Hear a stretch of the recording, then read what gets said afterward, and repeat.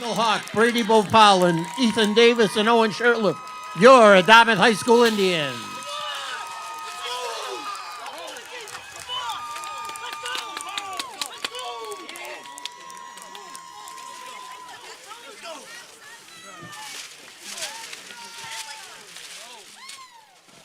Your officials for tonight's game is assigned by the MIAA.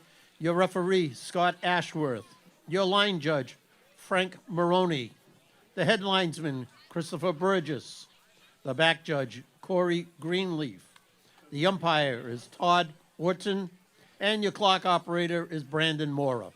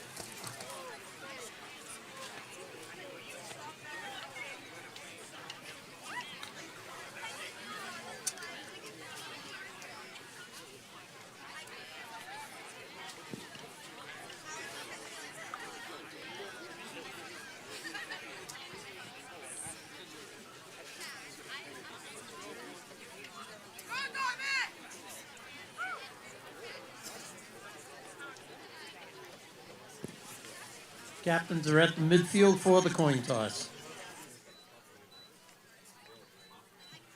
Yeah.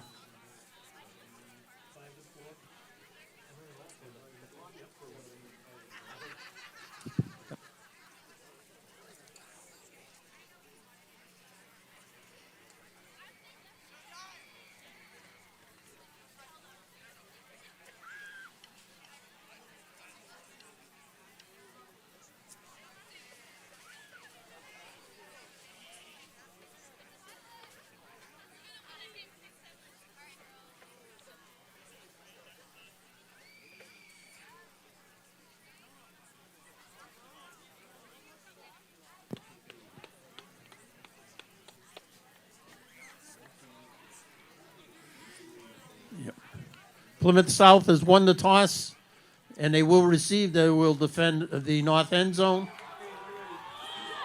Dartmouth will kick off and defend the south.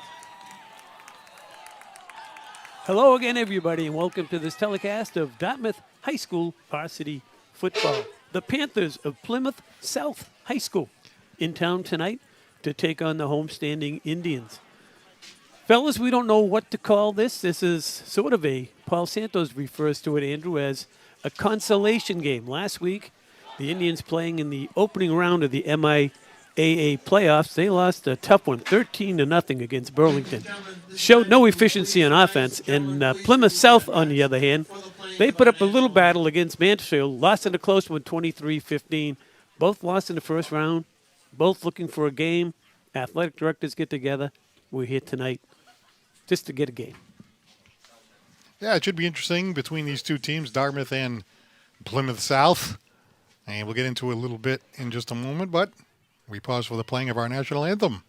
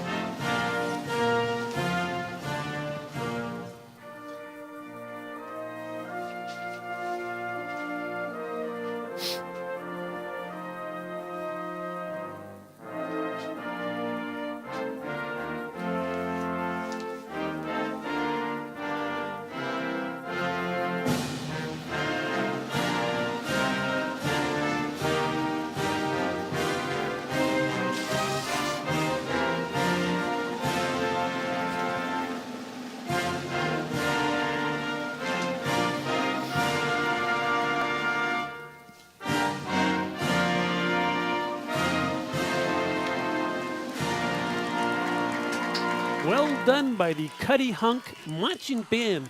Came over on the ferry this afternoon, Paul Santos. Really can't see them out there, but trust me, folks, they're here. And it's all so cold here, Paul. Very sparse crowd in attendance for this one. Yeah, it's getting a little bit on in the season here as we approach the tail stretch of the Dartmouth High School season. Of course, Thanksgiving coming up around the corner, amazingly enough. But tonight, this game here against this Plymouth South team, Plymouth South got eliminated in the Division III tournament, losing to Mansfield 23-15. And if you're looking at Plymouth South here tonight, keep an eye on senior running back Maxwell Arnold. He's the main guy, the touchdown maker for Plymouth South. And also the other senior, the quarterback Timothy DeRocha, is the guy who'll be calling signals tonight for Plymouth South. And Plymouth South will get the football first. The Indians will kick away. You see the crowd from Plymouth South. Pretty good size across the way in this cold evening, Paul. Yeah, not a bad turnout considering the ride down here from Plymouth South on a chilly night. And I know, Jim, you had an opportunity to look at the Dartmouth game against Burlington. Burlington winning that one 13-0 in the Division IV tournament. And Dartmouth, pretty good job defensively, but unable to get into the end zone. Yeah, they turned it over 4 times last week, Paul, and that led to the loss. Couldn't get their offensive going, but let's get this game going as the Indians kick it away. And this is Anzalone on the return, and he gets it up close to the 20-yard line where we'll get our first look at the offense of Plymouth South. The quarterback is Tim DeRocha. He's a pretty good one. Saw him on tape, Andrew. Very quick with his legs, and he can toss the football as well.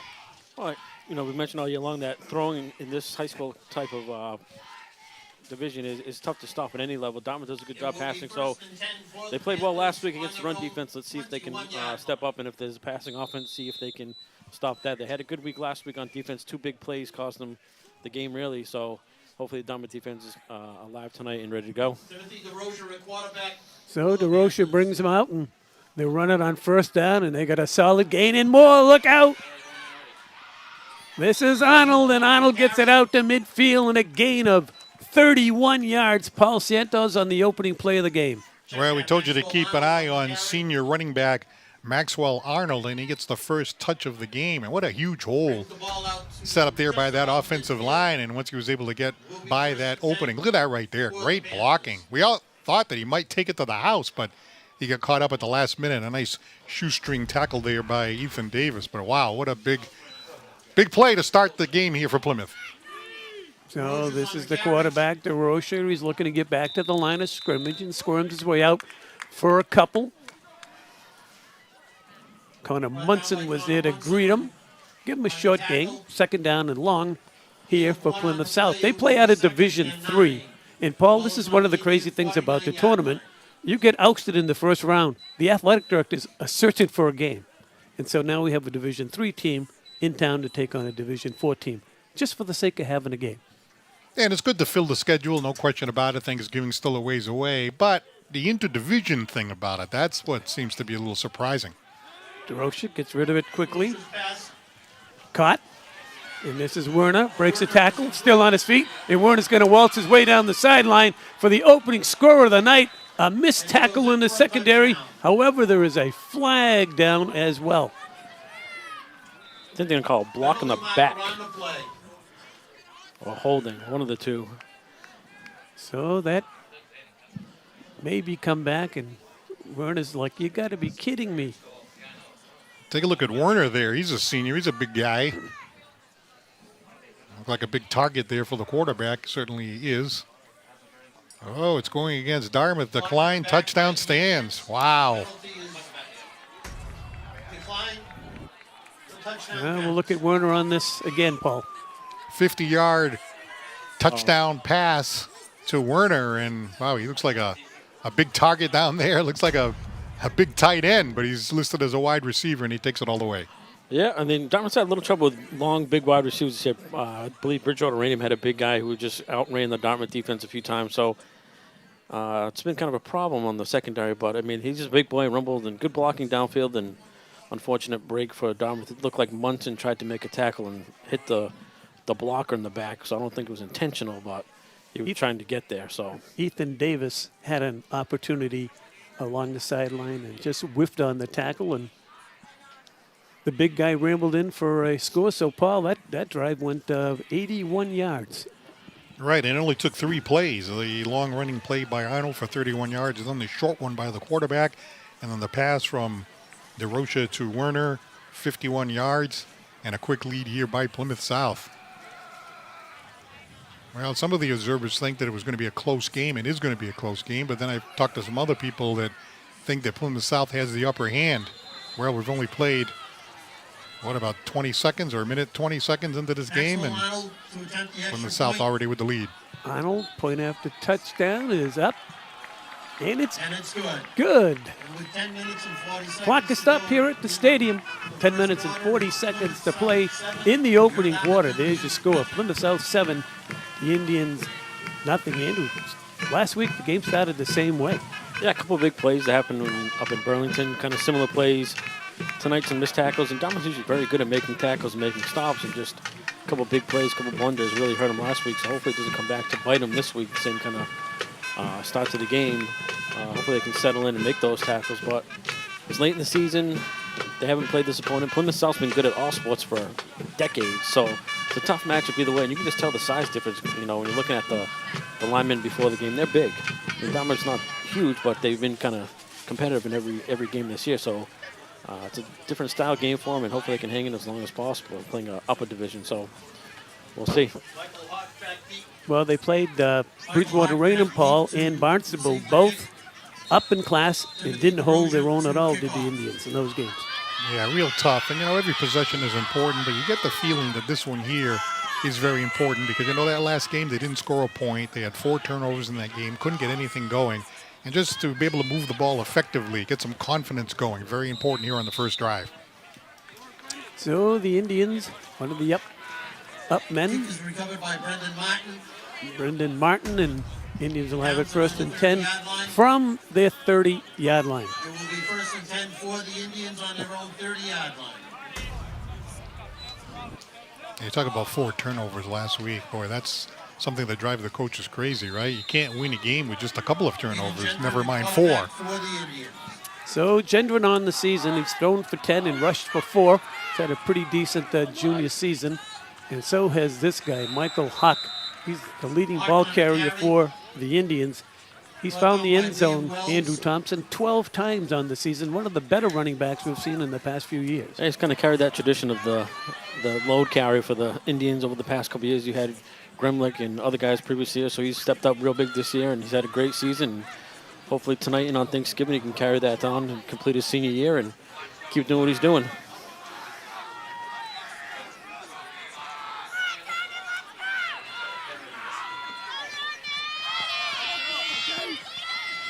Gendron hands it off to Chase Alfonso, and Chase perhaps back to the line of scrimmage where he's bottled up there. That's Max Arnold on the tackle. Will bring up 3rd down here for the Indians, and 8 yards to go to pick up the first.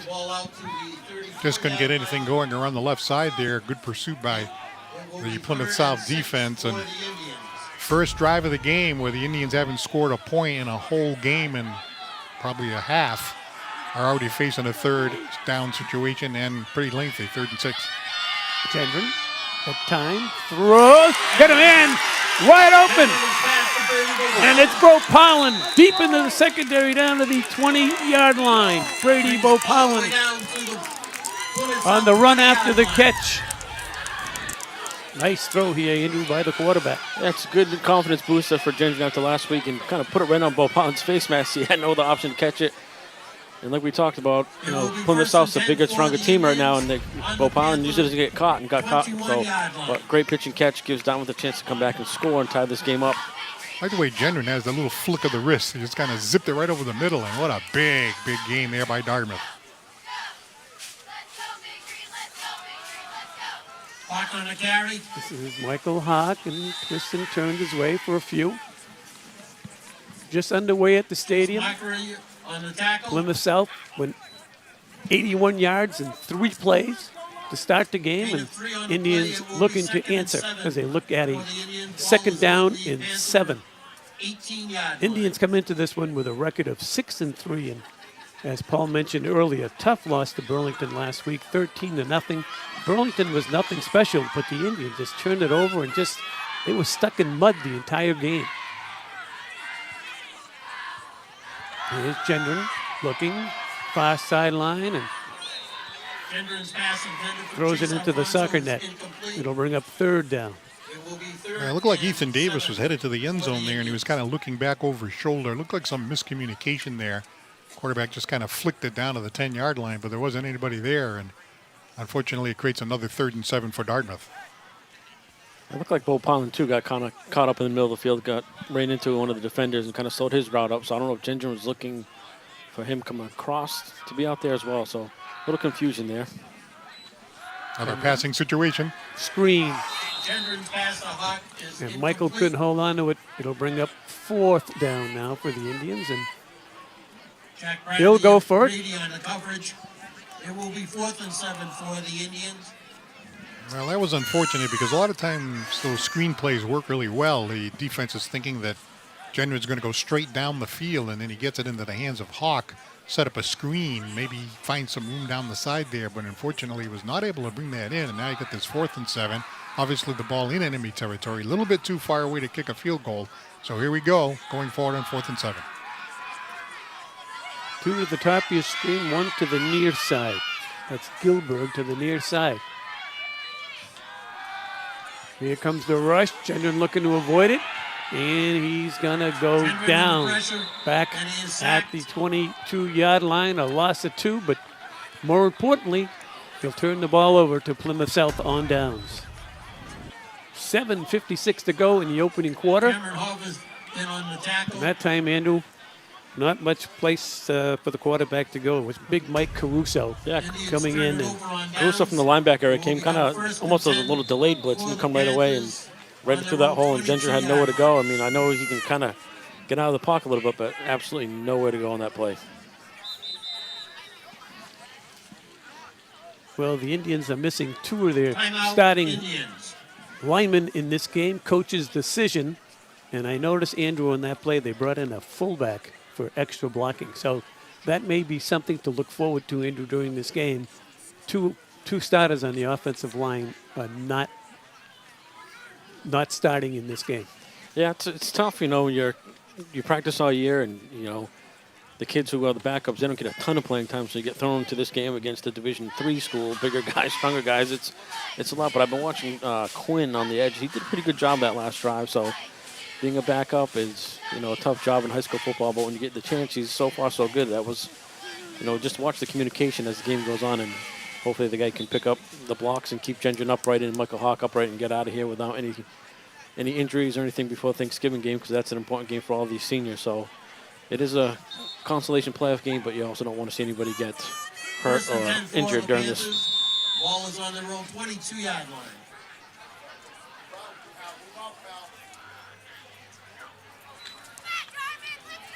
Rocha hands it off. And a solid play defensively there by the Indians. That's Connor Munson on the ball carrier. And that was Arnold on the carry. Connor Munson Max Arnold. Well, this is a In on the tackle. huge drive here by Plymouth South, trying to get some momentum around the side there. Couldn't do it. I mean, they got into the end zone on 3 plays on their first possession, so really huge that Dartmouth can make a stand here on defense.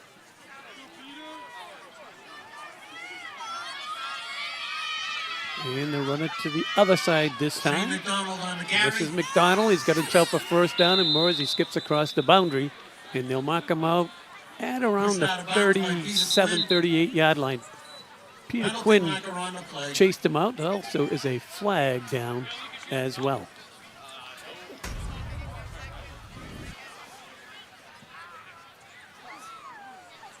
Oh, yeah, right there on the edge.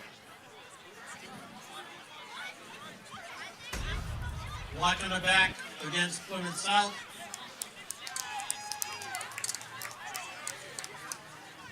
Sometimes they have the officials wired up, but I don't think we have them. Oh, we do have them up.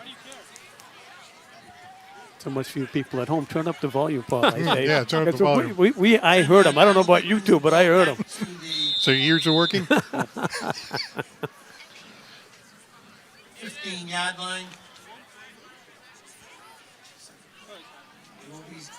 It just feels like an empty stadium. Over the years, there's always a big crowd here. The band is in here as well.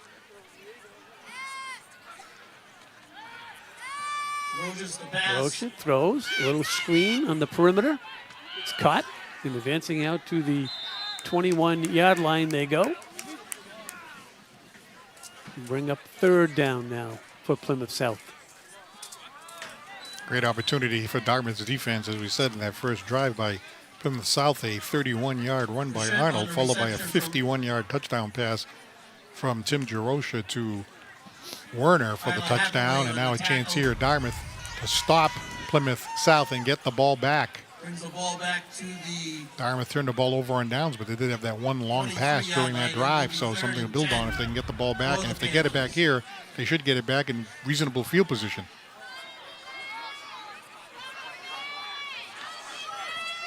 Quarterback looking. Here comes the rush. He's got a throw, and it's nearly intercepted in the secondary. That's intended for Bragg. Nunes Medeiros was back here for the Indians, knocking that play down. It'll force a fourth down and a punt situation for the Panthers of Plymouth South. Yeah, good defensive stand here by Dartmouth. They didn't give up any big plays, and smart play by Nunes Medeiros just to battle in instead of trying to make a play, getting the flag call. So smart play by the senior, and it gives a chance Dartmouth to get the ball back. And depending on the punt, they could have really good field position again to start off the second drive. Davis and Bo Collins stand back at their 40-yard line to receive the punt. And it's bouncing there at midfield and kind of hugging the boundary. Where it goes across the boundary, it'll be 1st and 10 Indians, and they're going to mark Kick that goes out of bounds football at the 42-yard line. 43-yard line. They'll take over there 1st and 10. You can see the crowd. Paul Santos all bundled up. Really one of the first cold nights of late fall here in Dartmouth, Massachusetts. And we welcome our viewers around the world in a special one tonight. Michelle Devitt married the great one, Mark Devitt, Hall of Famer. Recent eye surgery. We wish you the best. When she wakes up and she goes, "Oh my God, I married him." 1st and 10 here for the Indians, and this is Michael Hawk, and he's been the leading ball carrier for the Indians all season long, and one of the leading scorers along the South Coast as well. The ball come out. Oh, the ball was loose on the ground during that play. I saw a bunch of Plymouth South kids pointing the other way, but luckily the Indians recovered that. Ball is at the Indian 45. Not very often you see Michael Hawk put the ball on the ground, so Seems like he's battling an injury as well, Andrew. He's not kicking anymore. yeah, He may be nicked up a little bit. could be. I mean, he's taking a heavy load all year long, so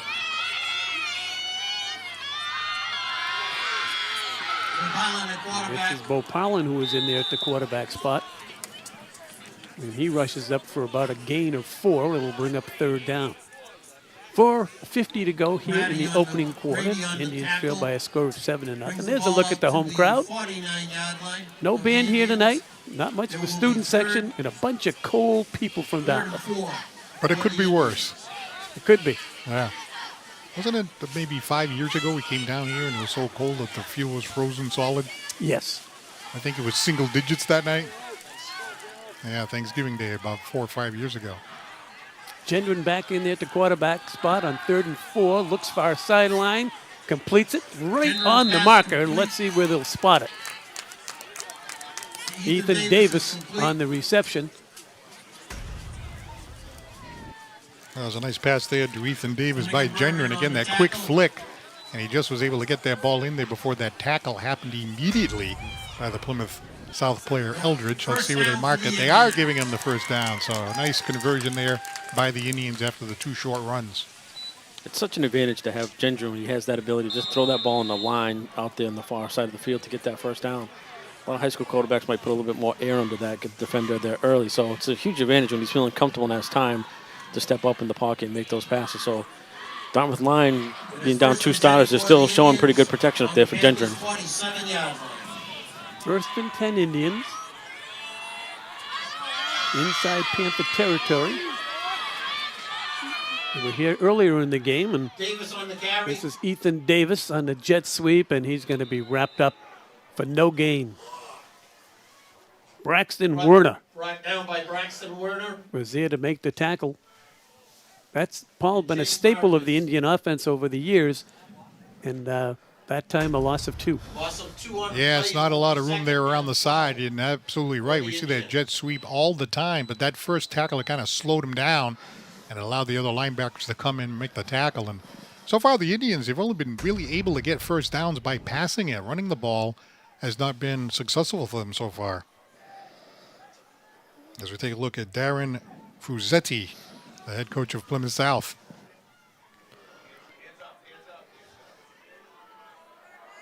Second and 12 here for Gendron.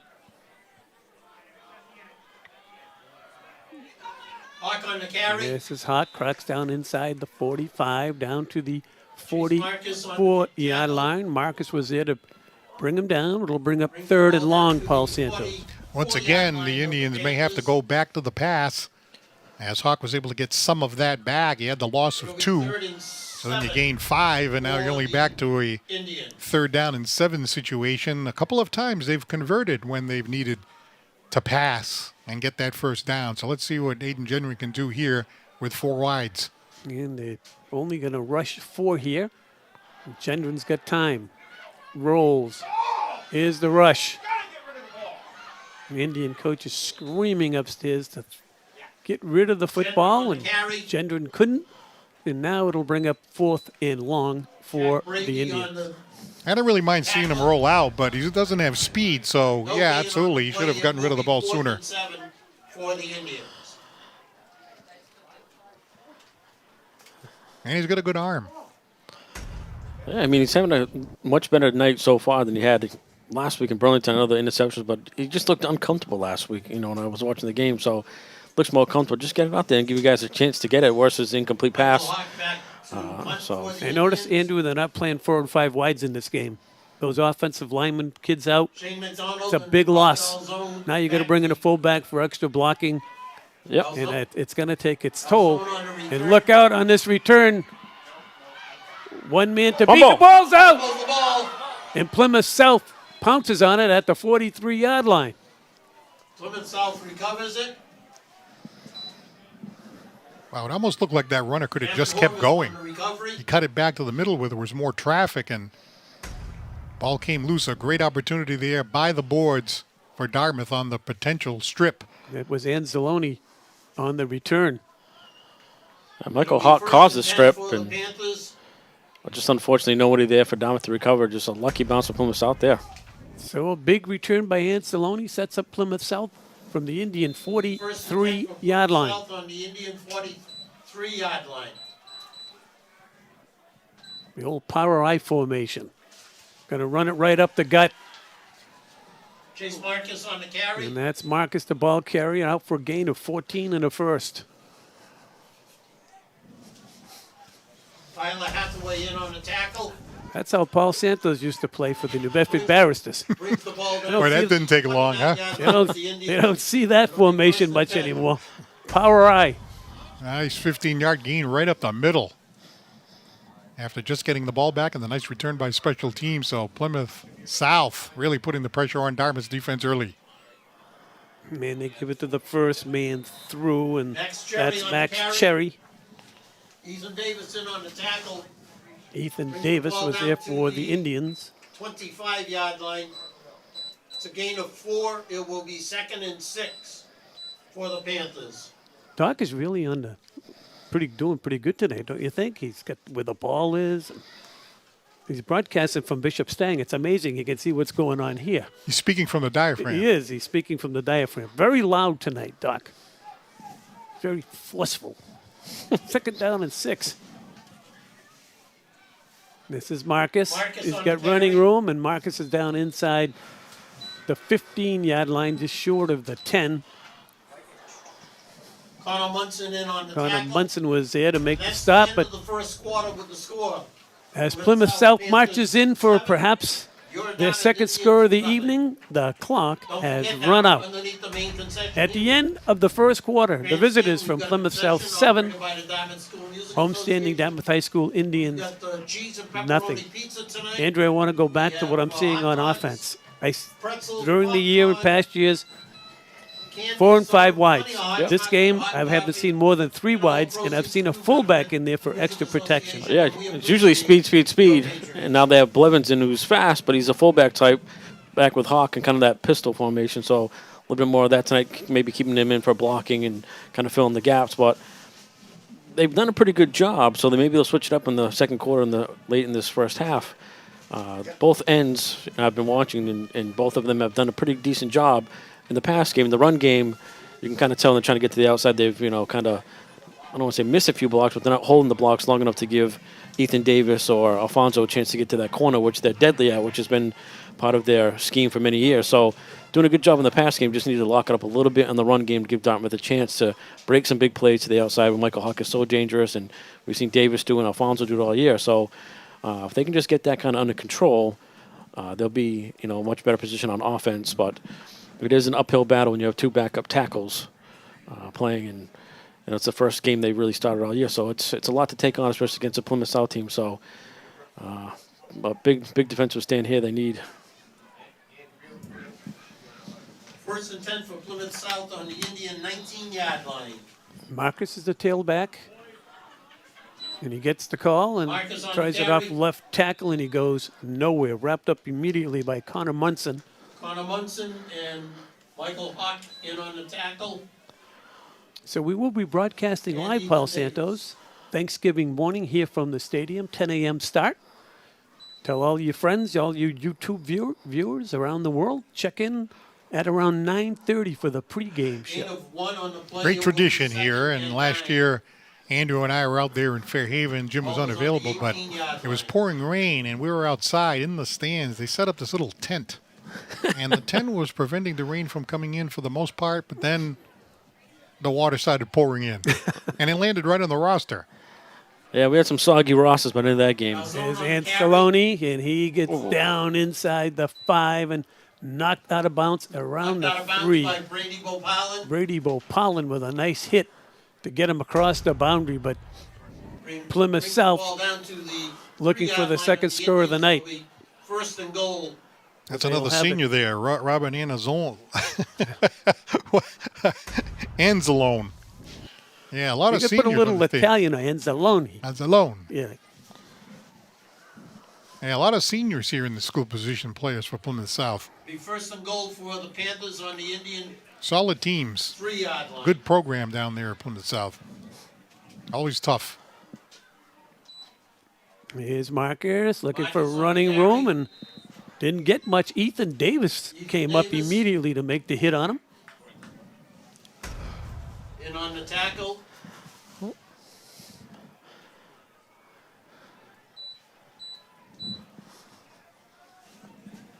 No gain on the play. It's still 2nd and goal. Ball is on the 3-yard line.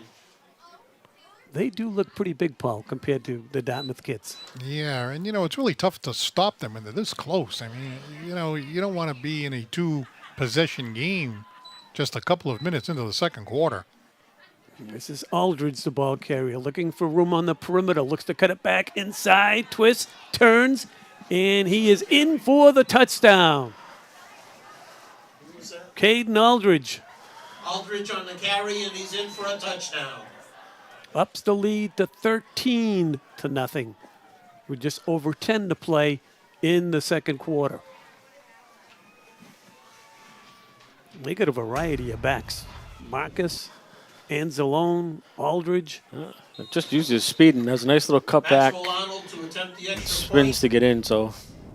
Point after touchdown is up, and it's good. and it's good. The clock is stopped. 10 minutes and 22 seconds to go. The second quarter. Plymouth South on top by a score of 14-0. And Andrew, this 3 offensive sets for the Indians, other than the long pass to Bo Pollen, kind of reminds me of last week's game where the offense just wasn't playing well enough. The defense did. They only gave up 13 points. Tonight's a different scenario. You're down 14 to a real good team, a better team than you faced last week, and your offense is still sputtering a little bit.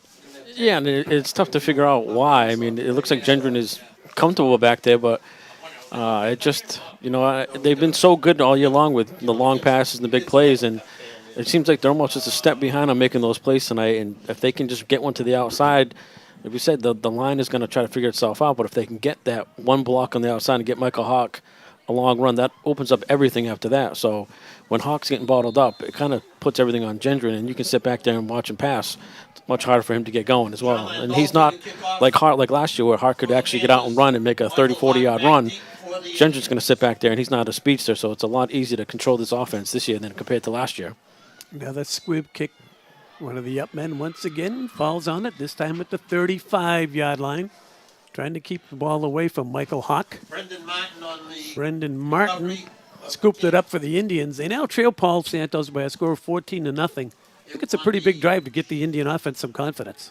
Yeah, absolutely. Down 2 possessions right now. There were a couple of times where after Dartmouth ran the ball up the middle a few times for minimal gain, they ended up getting the first down by passing the ball, like that one to Bo Parlin and a couple of other passes by Gendron. But, you don't want to turn it into a one-dimensional situation. So definitely a challenge for this offense to get rolling. Remember, last game, they did not score at all. Gendron looks like a botched play. Now he's going to try to make something out of it and gets it back to the line of scrimmage with Chase Marcus and Braxton Werner.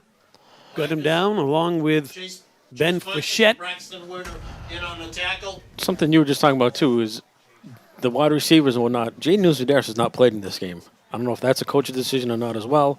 He's on the sideline with his helmet propped up, but he's a big loss. He's the big-time 50-50 guy down the field. So him not playing as well as the 2 tackles, you're down a couple big weapons on this offense. So they got to come up. Somebody's got to come up and make a play. I mean, Ethan Davis has made a bunch this year. Bo Pond's made a bunch this year. So somebody has to make a play and fill in that shoes for Jaden Newsy-Daris if he's not playing. Gendron's got time, lofts it out, far side, completes it, but it's not going to go for a gain. Just about 2 or 3. Alfonso in on the reception. And Liam Wells was there to defend him. Liam Wells on the tackle. Seemed like a slow and developing play. Gendron kind of dropping back, and the pass was just kind of floated out there, and it was snuffed out immediately by Plymouth South before the Indian receiver was able to break it upfield. So basically now a 3rd down and 10 situation. Again, the Dartmouth Indian offense just can't get into any kind of rhythm so far. Actually moved the marker up, so it'll be 3rd down and 8. So cold over there, the guy forgot to move the down marker.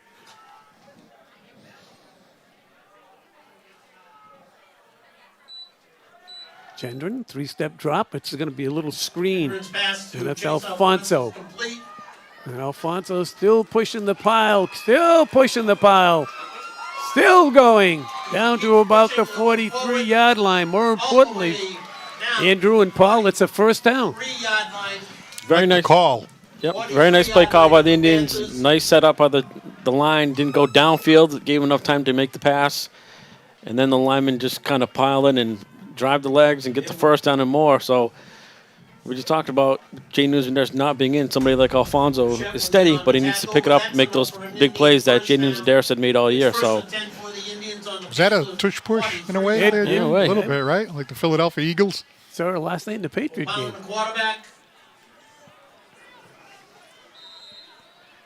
That's Michael Hawk on the Hawk on the carry.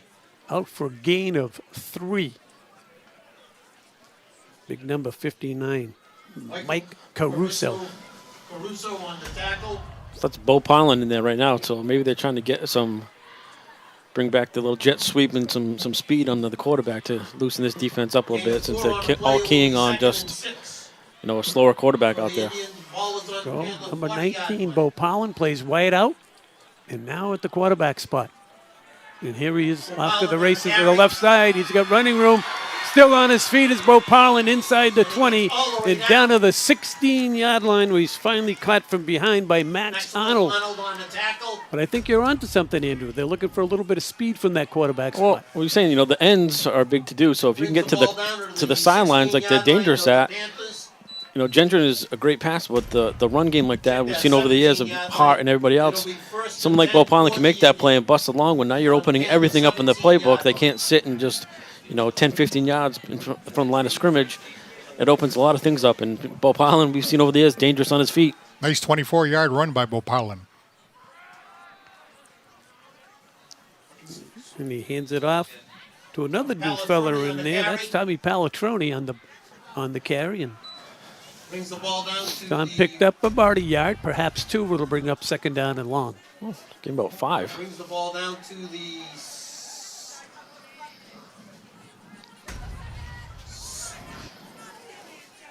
14-yard line. It will be 2nd and 6 for the Indians.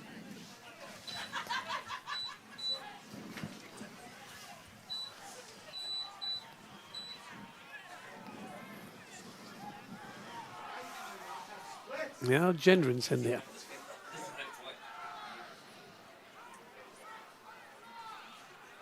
Three-step drop, looks, throws, got a man, and it's going to go in for a touchdown.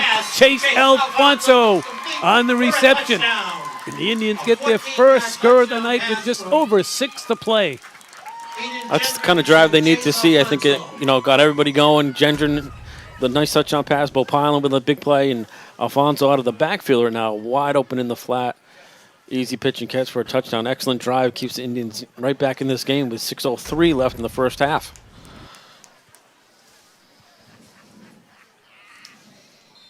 Michael Hawk to attempt the extra point. So Hawk in there to attempt a point after touchdown and rides it up the kick and is knocks it good. through.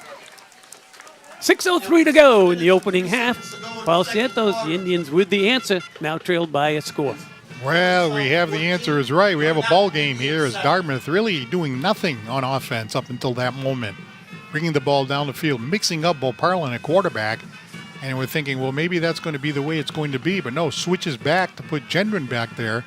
And, of course, the defense has to be ready for different things when Gendron's back there compared to when Bo Pollen's back there. So head coach Rick White decides to put Bo Pollen back in there and then switches it back to Gendron. You have the receiver open, and into the end zone goes Alfonso, about a 15-yard touchdown pass.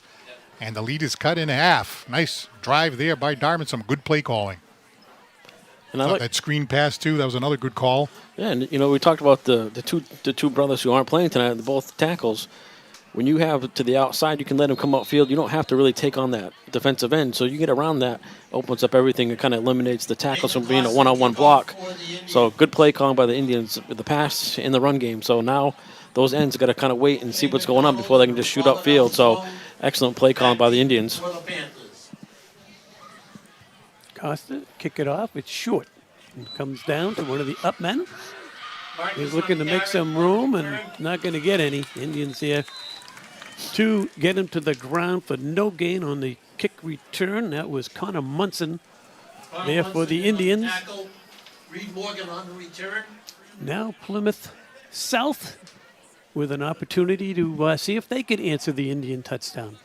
Yeah, Plymouth has had 3 possessions, 2 of them very, very effective. And looking up and down this roster, a lot of seniors. Aldridge, senior. Marcus, senior. Warner with a touchdown, senior. McDonald We mentioned Arnold and DeRocha and one senior after another, and they definitely have a size advantage, which they're using to success here against Dartmouth so far. Let's see what they can do on this drive.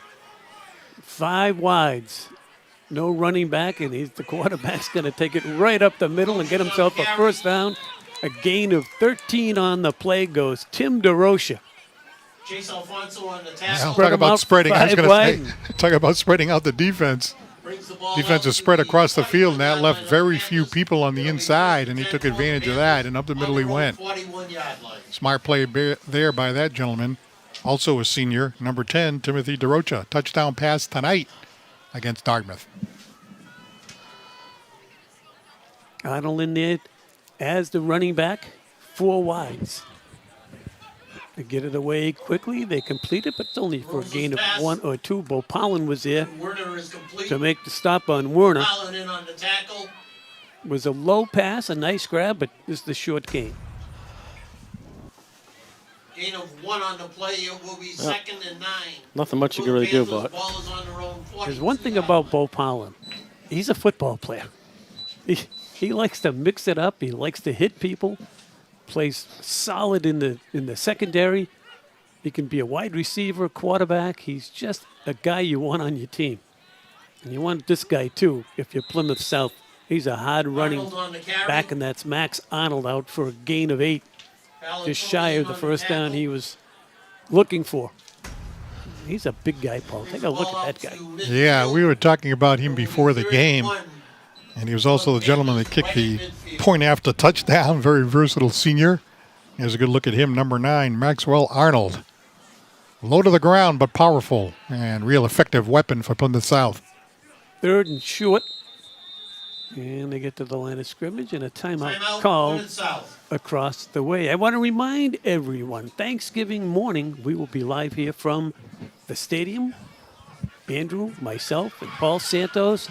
Always a great rivalry. The Fairhaven Blue Devils, they're a win away from, again, a chance to get to the Super Bowl. I think they play out of Division 6.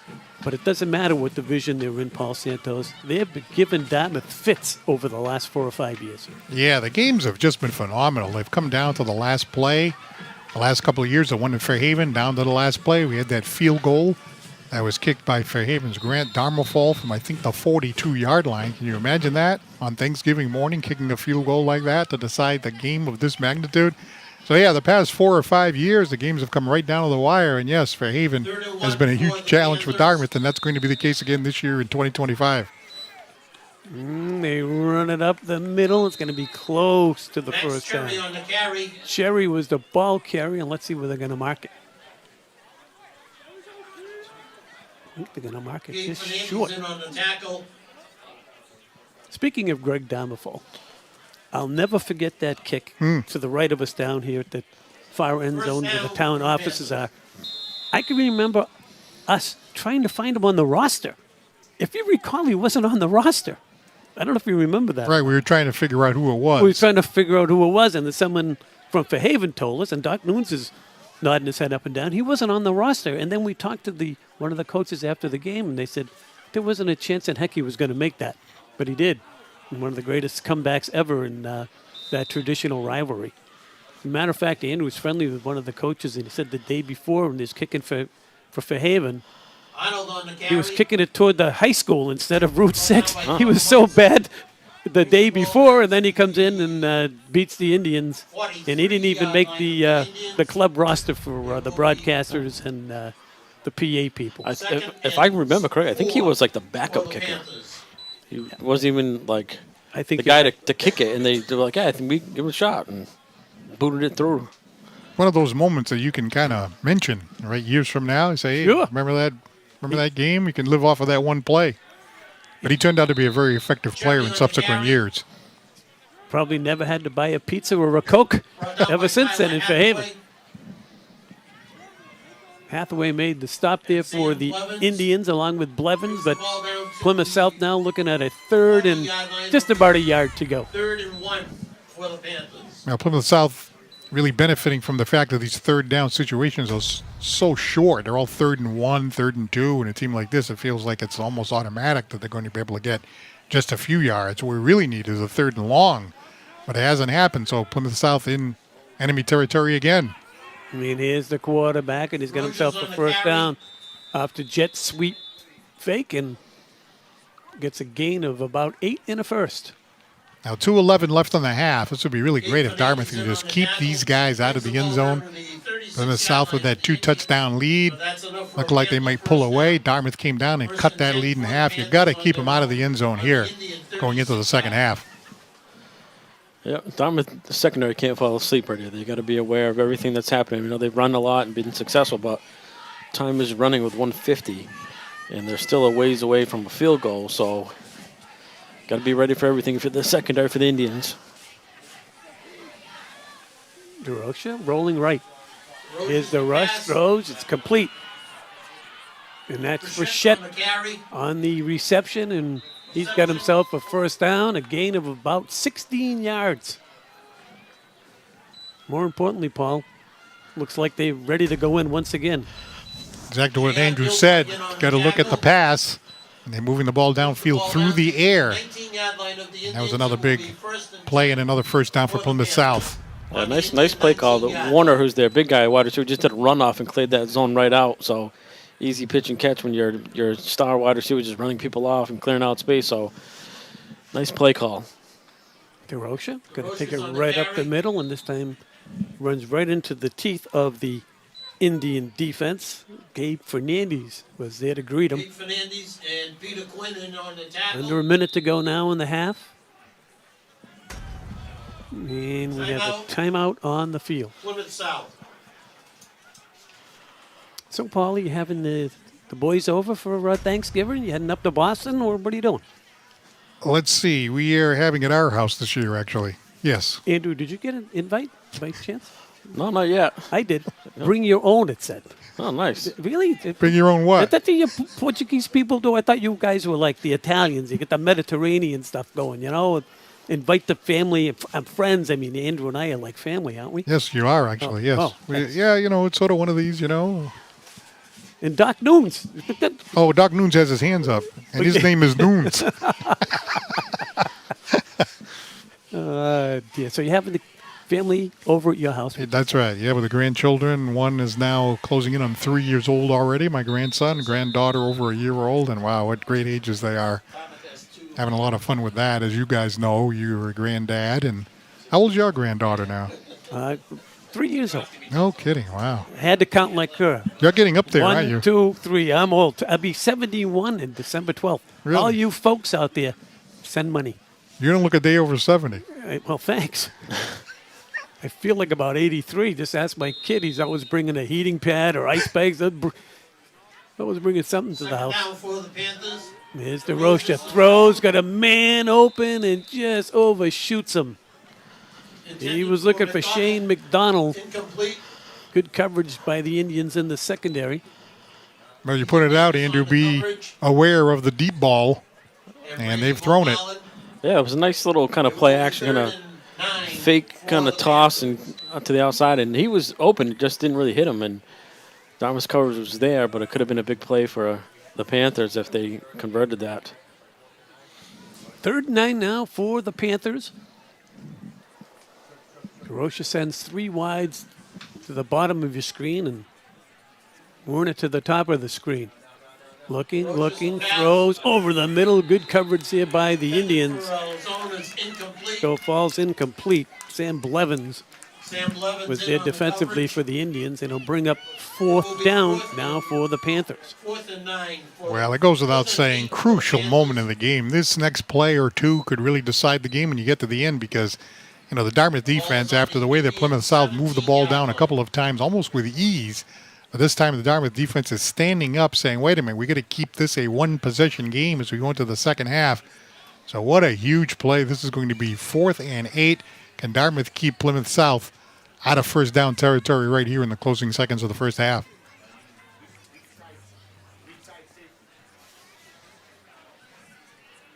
Not only first down territory, but don't forget the end zone down there. They could take a shot at it.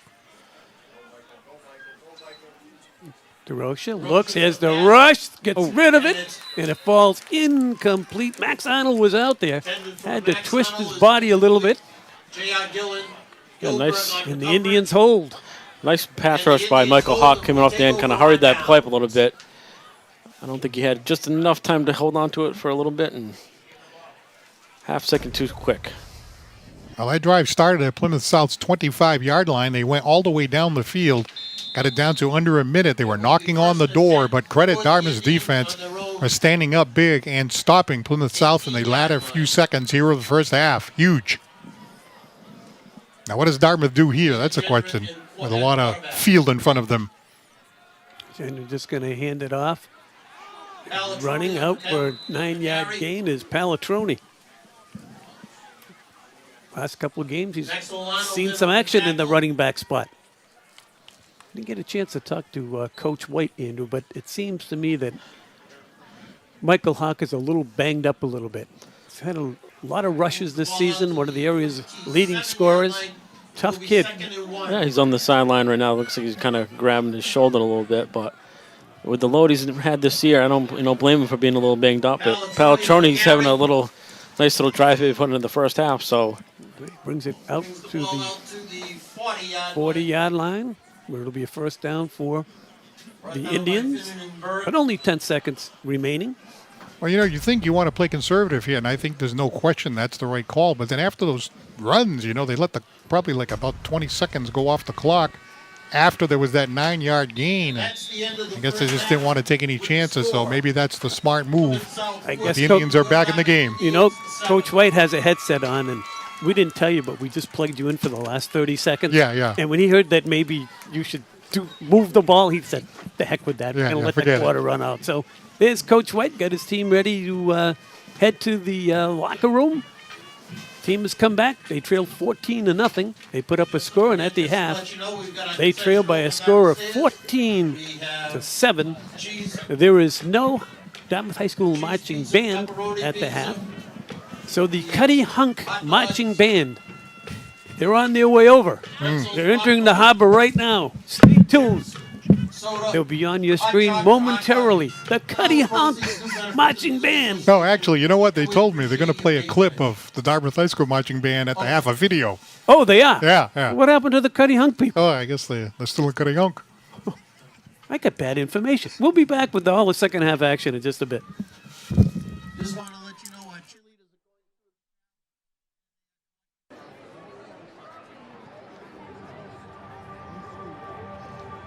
Like a lighthouse cutting through the darkness, we too must find courage and clarity to navigate the uncertainties of life.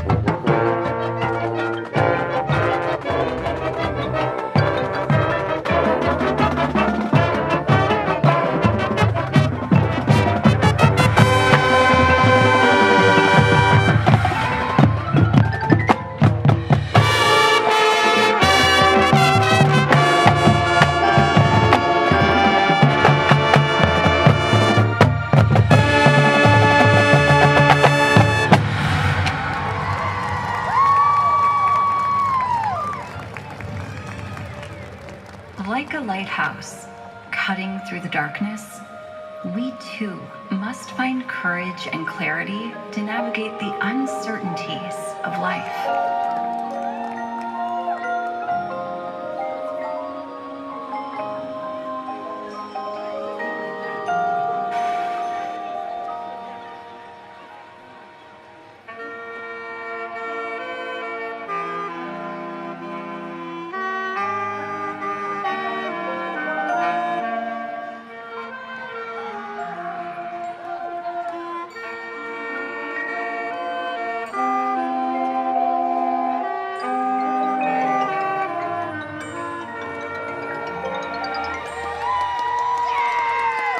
The ocean can make us feel so small and insignificant, and yet so free and limitless. The lighthouse reminds us that, even in despair, there is always hope. Its light cuts through the darkness, no matter how lost we may feel. There is always a beacon guiding us back home.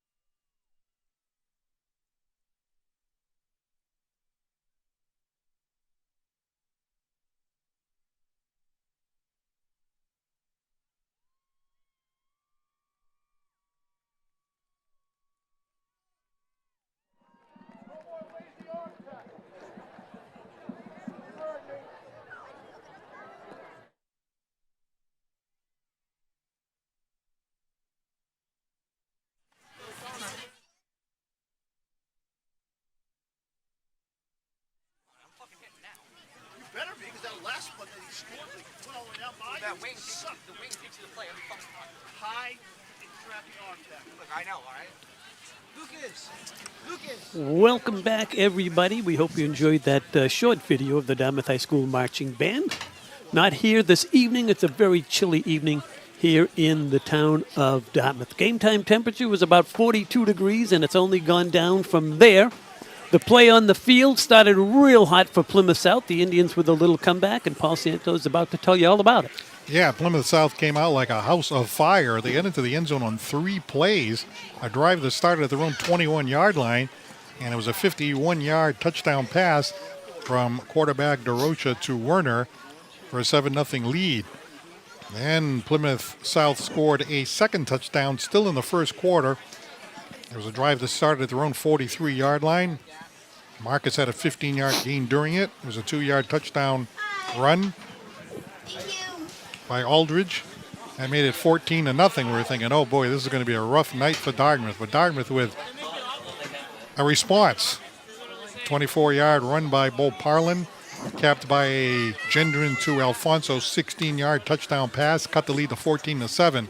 And probably the most important, or one of the most important things in that half was when Plymouth got the ball back at their own 25-yard line and marched downfield. Dartmouth's defense came up big to keep it a one-possession game. Think about that. When we get into the fourth quarter, that may be the key play in the half, that they kept them out of the end zone at the tail end of that first half. So let's see what the Indians are able to do here. It's a ball game for sure between Dartmouth here and Plymouth South. Thank you very much, Paul Santos. Always great to have you alongside Andrew Thompson here as well. I'm Jim Thompson, and we welcome your viewers around the world, YouTube Live. Thanks for checking in on us. We've got a good one here for you. Division 3 opponent, Plymouth South, ahead by 7 points in this one, but the Indians will get the first crack at it. Another short kick, and the Indians going to return it up to the 41-yard line. They have not kicked deep to the Indians at all this evening. That was Chase Alfonso, one of the up men on the return. The Indians, Paul, good field position to start the opening drive in the second half. Yeah, they really struggled offensively during the first few drives when they had the ball. I mean, they had a few plays here and there, Gendron passing for a first down, but running the ball, absolutely nothing. But then getting that last score late in the second quarter on the 24-yard run by Bo Parlin, followed by the 16-yard touchdown pass from Gendron to Alfonso, seemed to awaken them. Let's see what they can do here in the second half. Gendron will get the start here, and this is his great running back, 15-yard gain out there by Michael Hawks. Hawks got 12 touchdowns on the season, and he's been a workhorse for Coach White. Yeah, I think it's been his best run of the night. Able to get to the second level and get about a 12, 13-yard gain to start the second half. So good start for the Indians line, as we talked a lot about in the first half. You can tell Michael's kind of walking around a little gingerly after that run, so he might be doing a little leg or hip or something. But First and 10 Indians.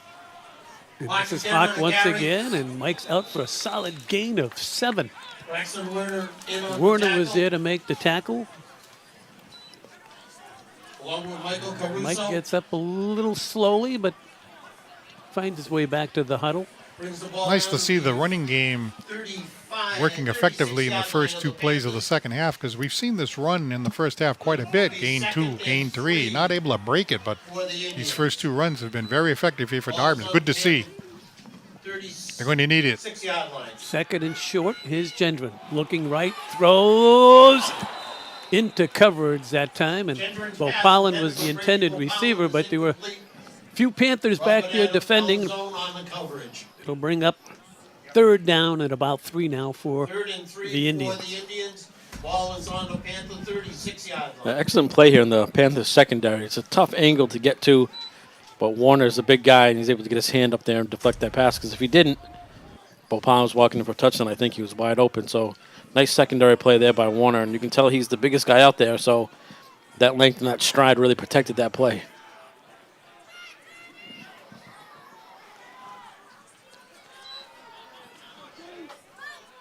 Indians runner here on third and short. That's Alfonso.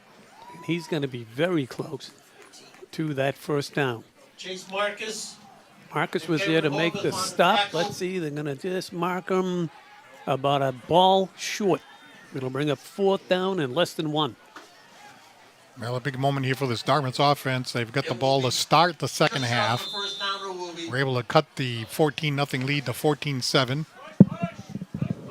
Actually, I think they had officials calling Yes. a Yep. chain game. official timeout for a measurement. Okay, you want to bet a face pizza? Yes or no? First or no? I don't think you got it. I hope I'm wrong, though. Just short. All right, I'm going to go with.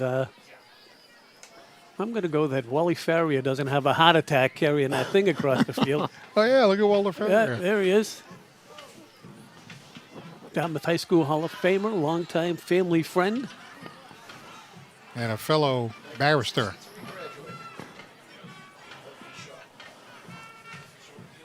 Man, it's short. Now, Farrier in the old days, he'd take a couple of the chains out when he was a little younger. We would have got a first down, but now that he's getting a little older,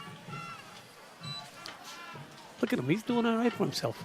You can't take the chains out anymore? No, he was, you know, you got to know Wally. That's a compliment, by the way, for your fans wondering if I'm picking on Attorney Farrier. I can because he's a dear friend. So let's see what the Dartmouth offense draws up here. Do you just go back inside to Hawk and try to get it, or maybe you spring one around the side? We'll find out.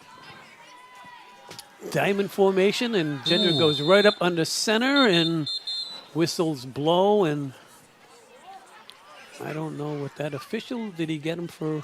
Penalty marker on the play. You might have started moving too soon.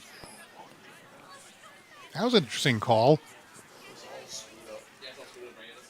All of a sudden, Gendron went into high gear, wanted to get that ball and go and try to surprise the defensive line, but it is going to be a procedure false start penalty against Dartmouth. Some of the fans are saying, why are we going complicated here? Just take the ball and run it up and get a first down. But I think it was really the element of surprise there, right? They weren't expecting that, and had it not been for the false start, it looked like it would have been successful. But now you got a different situation completely at 4th and 6. I suppose there is an argument for keeping it simple. It'll be 4th and 5 for the Indians. Ball is on the Panther 39. So Gendron now looking at 4th down and medium yardage to go. 2 wides to the near side, 1 to the top of your screen. Gendron, he's got time, pumps. Now he's going to try to run for it. And he's going to try to get upfield, and let's see, he's going to be very close. Jack Brady on the cover. But I don't think he made it. He's going to be a yard short, Paul Santos, and they turn it over on downs. Yeah, it was unfortunate. He was looking to pass the ball down the field. And when he saw that space up the middle, he thought maybe he could make it, but just not enough. It will be 1st and 10 for the Panthers on their own 34-yard line. So a turnover on downs, and the Dartmouth defense will be called upon again like they did at the tail end of the first half to try to stop this Plymouth South team. So DeRocher will bring him out. 1st and 10. The defense holds the Indians, and it's our first look in the second half of Plymouth South. They have the lead at 14-7. The Indians hold up the runner that time to get across the 35-yard line. Ethan Davis was there. That's that big, tough Max Arnold, the ball carrier. Maxwell Arnold on the carry. Ethan Davis in on the It tackle. just seemed like Plymouth South's offense has had a much harder time as the game has gone along. The first couple times they had the ball, they were just coming down the field quickly. They got into the end zone on 3 plays at the beginning of the game. 38-yard line. It was the same scenario last week. The first couple of series, Burlington marched right down, and the rest of the game, the Indians held them in check. Unfortunately, Indians' offense just could not generate anything last week in the opening round matchup of the tournament. So they run it here again on 2nd down and get it back to the line of scrimmage. It'll bring up 3rd down in about 6. Maxwell on the carry. What an opportunity this is for Dartmouth's defense right now, because the ball is on the Plymouth South side of the field, so it's certainly not 4-down territory. See if you can keep the ball any kind of a distance from, you know, say a 4th and 1 or something like that. They're not going to go for it. And they've been good all night long with this kind of yardage. They've gotten very close to first downs. They've had a lot of third and short. So see what happens here. Well, they're going to throw the quick pass in the flat. They complete it, but it's going to be about a yard short. Hauling that in was Braxton Werner. Braxton Werner in on the Believe, reception. Paul, he's going to be about a yard short of that first down marker.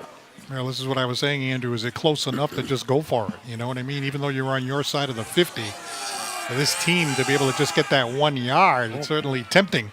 Doesn't matter. They gave him a first down. Oh, And that was enough for a first down. But I was just going to say before that, they haven't had a lot of negative plays all night long. Every time they run the ball, they just kind of fall forward, and Dartmouth really hasn't stopped them on a short and third and short. So big break there for the Panthers. That was a big break. If you saw the official at the top of the screen, he had it a yard short. The Indians on this first down play make a defensive stop right there. Peter Quinn racing across, causing the loss. now he's a senior. Look at that. It looked like perhaps a missed assignment, perhaps, as he just went flying right in there. There he is, the senior Dartmouth defensive lineman, and what a big play that was right after that kind of generous spot that Plymouth South received a moment ago. I don't think Max Arnold's been hit that hard probably all season. Second down now and 14 for DeRocher. I'm going to come back this way into quick screen. Frechette hauls it in and picks out about 5, but still going to bring up third down and very long. Chase Alfonso, number 10, making the stop for the Indians. Brings the ball out to the 47-yard line of the Panthers. It's a nice design play. Right, kind of have everybody leaning one way and then throwing it the other way. It will be 3rd and 7 for the Panthers. Ball is on So another third down here for 47 Plymouth yards. South. Just under 6.5 to play in the third. You're watching Indian football. Cable cast by Dartmouth Community Media.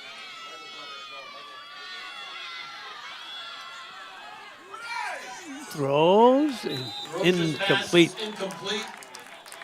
Shane McDonald was looking for the pass interference, didn't get it. And now with a 4th and 8, they're going to send on the punt team.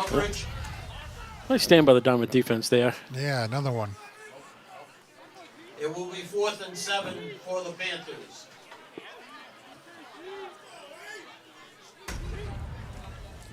To the Rogers to punt for the Panthers. Turned out to be a very interesting football game. Powell back deep for the Indians. Punted away, and it's a short kick. It's going to bounce at the 30. And now the Indians are going to pick it up, and that's Bo Parlin advances it up a couple yards out to the 26-yard line. With 6:03 to go in the third, the Indians will have the possession of the football, still trailing by a score of 14-7. Remind one and all in the town and across the world, we'll be here in a couple weeks. Thanksgiving morning, 10 o'clock start right here on Dartmouth Community Media. Jim Thompson, Andrew Thompson, and the great Paul Santos on the call. We thank you for viewing in on all the Dartmouth High School football games, but we always look forward to Thanksgiving morning, and especially in my house. Paul Santos' wife is making the dressing, actually helping out my wife. When Paul's wife found out we had pigeons, she said, Paul, we got to help the Thompsons. We got to send down some melisadish or something in the morning to get them going. The pigeons again, huh? Those Oh. Bunwood Park pigeons. Yep. John Mitchell called me and said, please, don't get Paul Santos on open line talking about that. Gain of 2 on the play. It will be Second down and 8 now for the Indians. For the Indians, ball is on their own 29-yard Just tuning in, Plymouth South had a 14-0 lead. In the second quarter, Dartmouth answered back and then has had defensive stands ever since, keeping it a one-possession game. Gendron got time, throws it near side, almost picked off. Gendron's pass intended for That was a close call. There for Plymouth South was Anceloni. You know, that was an accurate pass, but I don't think he put enough on it. 3rd and 7. No, and the defensive back read it very well, too. I mean, the Dartmouth offensive wide receiver needs to come back to the ball a little bit more on that. But that's, Jay News-Medeiros, he's not playing right now, so that's another younger backup coming in the game doesn't probably get a lot of playing time varsity-wise, and in time that'll help. But you got to help your quarterback out a little bit on that too, and come back and get that ball before the defender steps in front of you. 3rd and a long 8 here. Gendron gets rid of it quickly. Gendron's pass to This Davis. is Davis. Davis breaks the first tackle, breaks another, and Ethan gets himself a nice gain of 13 and an Indian first down. Nice second effort there by the Indian running back and wideout. Well, Davis is a senior this year, as you said, defensive back, wide out, and he had a second effort right there. Look at that stiff arm, just got hit so hard by Braxton Warner, who has a touchdown tonight, but managed to break away, get the first down, and Dartmouth is in business as they continue to do much more offensively later in the game than they did at the beginning. Here's Mike Hawk, and Mike Hawk on the carry. gets back to the line of scrimmage, perhaps a yard. Chase Marks was there. Led by Cameron Holland and Chase Marcus. He's second down and long. Clock continues to roll. 4.5 to go in the 3rd. This is Plymouth South in town tonight. They play out of Division III. Last week in the opening round of the MIAA tournament, lost a close one to Mansfield by a score of 23-15. Thus in town tonight in a non-league game against the Indians. Gendron thought about it. Now he's going to try to get out of there and gets back to the line of scrimmage. And that's it. Gendron on the carry.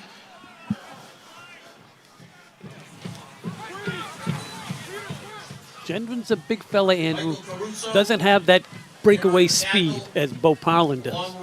No, I mean, he's just your average pocket quarterback and handles the offense very well. But in a situation like that, over the years, we've seen so many of the Dartmouth quarterbacks scramble and make plays on their feet. And Gendron, instead of throwing into trouble there, decides to just tuck it and go, and doesn't have that 0 to 60 speed in 2 seconds. So it's takes him a little bit longer to get going than others. They always got 2 running backs in there as blocking backs. Here he is on 3rd and long. Looks, throws, and throws it to the wrong team. It's picked off. Gendron's pass is intercepted. It's Anzalone. And Anzalone brings it down inside the Indian 35-yard line. Indian coaches upstairs are calling for pass interference, but they're not going to get the call as we look on. I think they were saying number 3, Warner, came across the middle and kind of drilled Bo Pond in the middle of the field. But I think the ball was already in the air before. That's why they didn't call that. That's what it seemed to, from the replay, what it looked like. But doesn't matter now. Gendron had his problems last week throwing 3 interceptions. So add that total, 1 more tonight, 4 in the last 2 games. Shane McDonald. No gain on that first down carry. It'll bring up 2nd down and 10. Loss of 3 on the play. We had the interception there by Anzalone, and what made it more difficult to take is that he returned it back quite a distance. So Plymouth South is in Dartmouth territory, so anything close, of course, or not even anything close, is 4-down territory right from the jump. But a good play there to stop him and throw him for a 4-yard loss on the first play from scrimmage, so that helps the cause. And a nice solid run here to the right side. That's Marcus, the ball carrier. Tyler Hathaway in on the tackle. Marcus gets back to the original line of scrimmage. It'll be 3rd down and 10. Nice play by Hathaway. Nice tackle. Kind of saved the first down. If he didn't make that tackle, they had some running room. So another Dartmouth stand with 3rd and long. It's been like the 3rd or 4th one in a row. So The last couple of weeks, Hathaway has come on pretty strong for Coach White. yeah, I mean, I believe he's a senior. So another guy getting some playing time late in the year, which is nice to see. So making the best of his opportunities tonight. But a big 3rd down stand for Dartmouth. I think it's 2-down territory as well.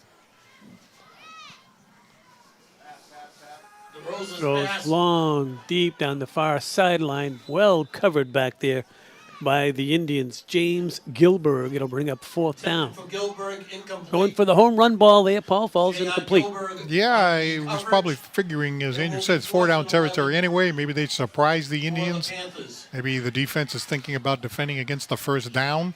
Throws it all the way downfield. It looked like it was overthrown, and there was some contact between the intended receiver and the defensive back, but nothing significant.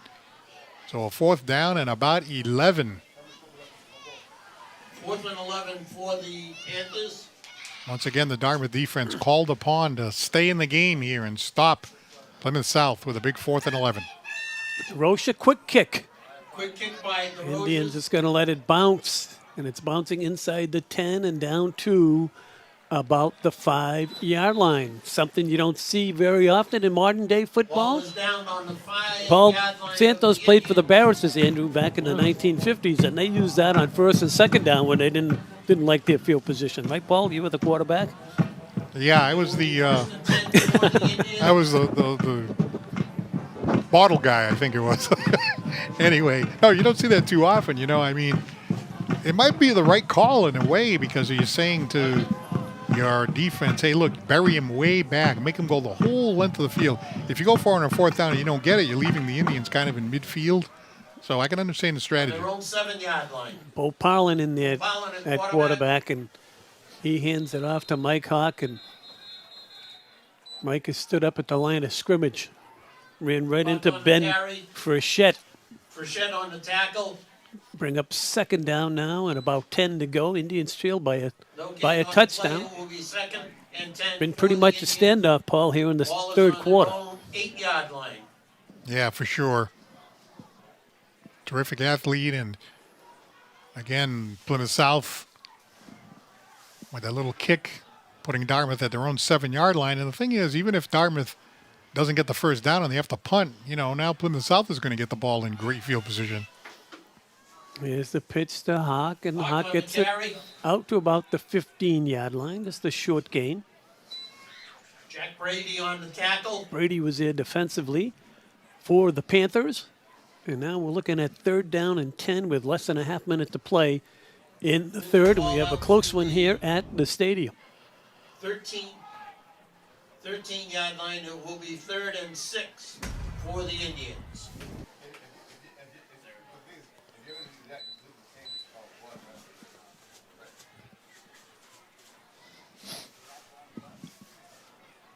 I think they'll just let the clock run out here in the third.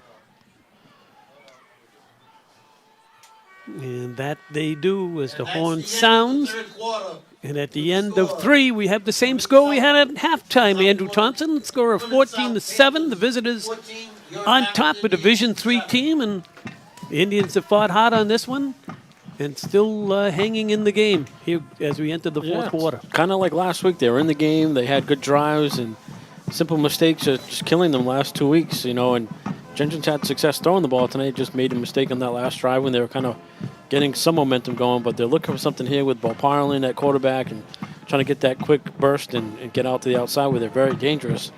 So it'll be an interesting fourth quarter to see if Gendron comes back in the game, but they're so backed up right now.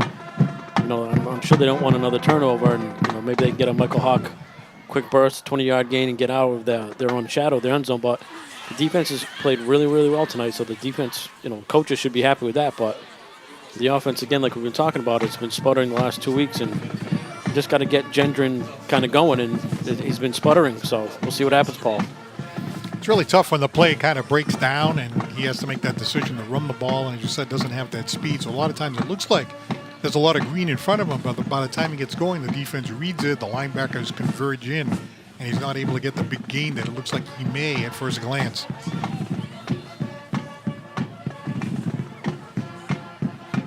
So at the half, the Indians' opponent on Thanksgiving Day for Haven High School on top of Stoneham High School by a score of 21-6.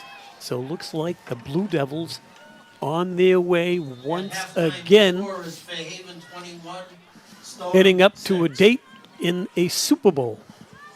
What a program they've developed over there. Dana's done a O'Fallon, tremendous job. quarterback for the Indians.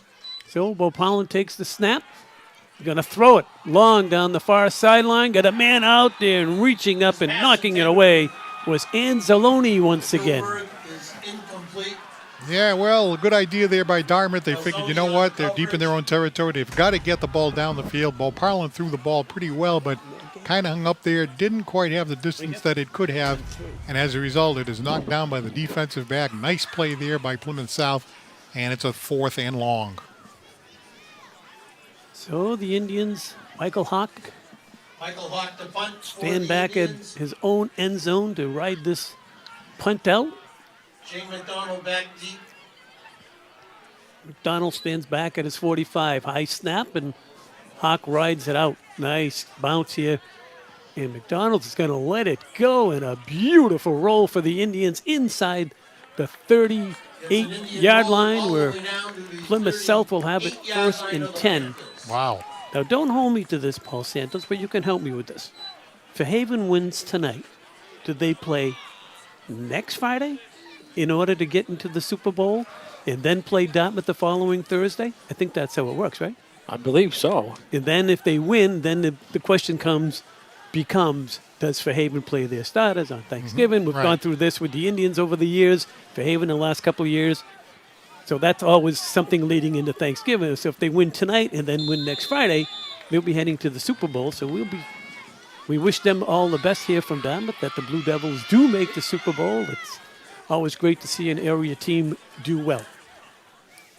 And how about that punt here by Dartmouth? That really got them out of their own territory, and they really have an opportunity here to go for the 3 and out and get the ball back. Rocha on the quick throw, Not going to completes it. happen. Look out. This is McDonald down the sideline, and he's still on his feet, and he's going to go in for the score. Shane McDonald, And he goes in for a touchdown. 62 yards. 2-yard touchdown pass. That's a killer. Good blocking on the outside wide receivers for Plymouth South, and this young man's got speed. So the kind of cat and mouse game paid off for him. You quick kick it, pin down with deep, get a good field position, and score quick. So, I mean, that's a quick turnaround and a quick burst for the Plymouth South offense, which they've been kind of sputtering the second half. So, but going up 14 with 11:30 left to go in the game is a 11 minutes and 29 seconds. uphill battle right now for Dartmouth. We haven't really said that much for Dartmouth offense over the years. Of this is an uphill battle. They've been able to score so quick and so efficient on offense, but last week and tonight it's been a struggle on offense to get anything going. So see what they come out with. Maybe they get good field position off this kick. The kicks haven't been good for Plymouth South, so if they get somewhere around the 45-50, could be in business, but they need to get in the end zone quickly. Well, the score is 21-7. Just underway here in the 4th, and that's a back-breaking touchdown from Plymouth South, 62-yard touchdown score. And now the Indians with their backs to the wall, perhaps only 3 more possessions for them left in the game. So let's see what happens here. Plymouth South has not kicked it deep, Paul. They've been just pooching it down there in the up man, standing there at the 40-yard line. May have an opportunity to feel this and give the Indians good position. Yeah, that was unfortunate. Dartmouth had the score at 14-7 since For the Indians. midway through the second quarter. They were hanging around, and there it is again. And the Indians will have good field position as Chase Alfonso picks it up and runs it across the 40 out to the 42-yard line, where the Indians will have it 1st and 10 now, trailing by a couple of scores. And it looks like Gendron will come in. He's the passer of the 2 quarterbacks. Going to need a big play to try to get a score within a reasonable period of time. It will be 1st and 10 for the Indians on their own 43-yard line. Aiden Gendron at quarterback for the Indians. Indians send out 4 wides, and they'll run the jet sweep here to the near side, and picking up a few yards and getting slammed to the ground is Chase Alfonso. But that's just a short gain. It'll bring up second down and long. On the tackle. Arnold was there to make the stop. Brings the ball out to the 46-yard line. Gain of 3 on the play. It will be 2nd and 7 for the Indians. Just nowhere to go right there to the short side of the field, and able to get a couple yards, but nothing really was open, or there was no lane for him to cut back. So very good pursuit by Plymouth South to kind of bottle that up and not let the Indians get out to the outside, which is like we've talked about all year long and for years. That's where they kill teams when they get to the outside with their speed. So very good job by that Plymouth South defense to bottle that up and stop it before any momentum.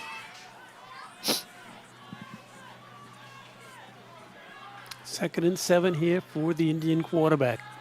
3-step drop, throws right, got a man, completes it, and breaking away and running down the sideline is Alfonso. He's still on his feet. Chase looking for the end zone. He's going to get there. Chase Alfonso with second, third, and fourth effort takes it in for the 54-yard touchdown score. That was a heck of a throw, and once he caught the ball, it was a great move to kind of duck the tackle. Breaks that first tackle, breaks another tackle, just keeps his legs moving, churning. And we just talked about with J.D. Nunes-Medeiros kind of being that big play guy's not playing tonight. Someone like Alfonso steps up, makes a huge play, gets Dartmouth right back in this game with plenty of time. Now get the defense if they can get a stop. Dartmouth has the good momentum on offense now, which we just talked about. They're dangerous. And here's the point after touchdown. Riding it up and through is Mike Hawk. And the Indians are back within a score. Paul Santos, 21-14 Plymouth South. But how about 2 touchdowns, one by Plymouth, and Dartmouth comes right back. Exciting football here at the stadium. Yeah, we have a ball game here between Dartmouth High School and Plymouth South. And we're talking about the need to come up with a big play right now. With time running down here in the fourth quarter, the band is excited. And that pass from Genvin right there to Alfonso. And how about the second and third effort? That was just so exciting the way it looked like he was going to be tackled at about the 15. Then it looked like he was going to be tackled at the 5. And then he took it to the house, which not only got him in the end zone, but it got him in the end zone quickly. Look at that, 10:22 to go in the fourth quarter. So plenty of time now for Dartmouth's defense to be asked to get back on the field and stop Plymouth South. The team, I'm sure, will be invigorated now. I mean, you were one defensive stop away from getting the ball back to the offense in this one-possession game. Big turnaround. Big turnaround, but it's nice, exciting football. Yeah. 2 long scoring touchdowns, back-to-back. Very exciting here at the stadium. 10:22 to go in this one. Division 3, Plymouth South in town to take on the Indians who play out of Division 4. And we explained it earlier in the game. Once you're out of the MIAA tournament, you just search for a game. And Plymouth South agreed to come to play at Dartmouth, but it's you would think it's a game that most people wouldn't care about, but it's turned into be a dandy here at the stadium. It's alone. He's at the 20-25, and he scoops up and takes a shot from Bo Pollen out of bounds, and the referee was standing right there, and no flag was thrown.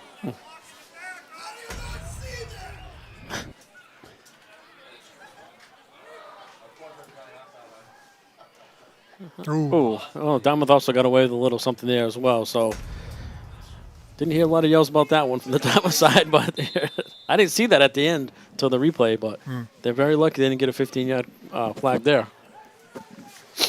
So Plymouth South now, can they answer? They did on their last series of downs. DeRoche has been very steady at quarterback, and this guy's had a solid game from the running back spot. That's Max Arnold. Plows his way out across the 35 to the 36, a 6-yard gain for the strong running back for Plymouth South. Brings the ball out to the 36-yard line of the Panthers. As you can tell, a very solid senior of the many seniors on this Plymouth South team, using his strength, versatility, carrying the ball right over that offensive line, and a decent gain on first down. They run it right up the gut, and they put it into the hands of Arnold once again, and he's out for 5 and a first down. So back-to-back runs by Ethan Davison on the a tackle. very strong senior as this time he takes it over the right side of his offensive line. 2 runs, 2 first downs. Enough for a first down. Pretty good acceleration, too. Got some 1st and 10 speed to go for the along with the Panthers strength. on their own 41-yard line. 2 handoffs. Quick first down here for Plymouth South. The tough thing about Plymouth South's offense, they have a lot of different ways to get you. They've gone outside, they've gone inside, they pass. So it's a very difficult defense to kind of say, all right, we're going to block the middle or defend this area. So they do a lot of nice things. Now they run it to the perimeter, and that's McDonald, and he's wrapped up there Led immediately. by a host of Indians. Connor Munson was over there for the Indians, and we have an Indian getting up very slowly, and that's Gabe Fernandez. And Gabe Fernandez. And he's holding his elbow. He'll come off the field, and the Indians training staff will take a look at him. Sparse crowd here tonight at the stadium. It's, according to Doc Noons, it's just gone under 40 degrees here in Loss Dartmouth. of 2 on the play. It'll be 2nd and 12 for the Panthers. 2nd and long, and here's DeRocher's on the keeper. DeRocher. He's run this place several times tonight for good yardage, but not this time. The Indians right there to stop him at the line of scrimmage. To perhaps give him a Tyler yard. Hathaway in on the Tyler tackle. Hathaway was there to make the Along stop. with Owen Shirtliff. An important 3rd down, Andrew. Again, we just talked about Dartmouth's done a great job in the second half of keeping Plymouth South in 3rd and longs, and that was a big stop there on 2nd down because that play's killed them a few times this game. So another big play here for the Dartmouth defense to try to make, and sooner or later, the dam's going to break or they're going to make a play. So it's tough sledding right now, but they've done a really nice job all night long on 3rd and long. So just get one more stand here, and there's plenty of time if you get the ball back.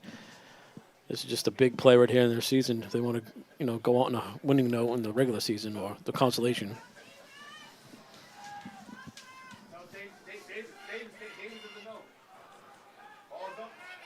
Gonna throw it down the middle of the field. The Indians are back there. Did they come down with it? Yes, they did. Pass. Picked off by the Indians. Chase Alfonso. Actually, Brady Bopalan, excuse me.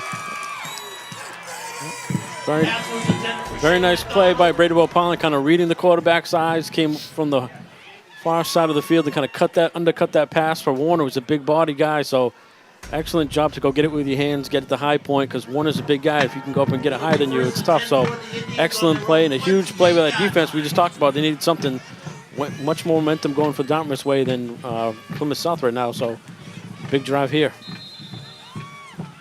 Los Santos called it.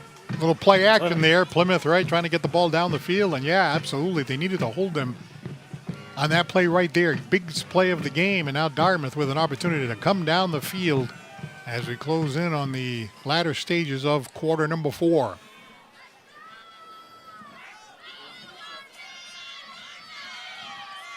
Chendron in there at the quarterback spot. 3-step drop, looks. Now he's going to run and tuck it and run. And he's not going to get very far. Chendron on the carry. There's that big number 9, Max Arnold. Had a tremendous game for Plymouth South. Makes the tackle on the big Indian quarterback. No gain on He's the just play. not mobile, Paul. When he starts to run, he lumbers. Right. He's a big boy. And then he tried to cut to the near side, and that kind of took away some momentum. He would have been better off just going straight ahead. Maybe got 2-3 yards, but ended up with a no gain. 2nd down here for the Indians. They trail by a score.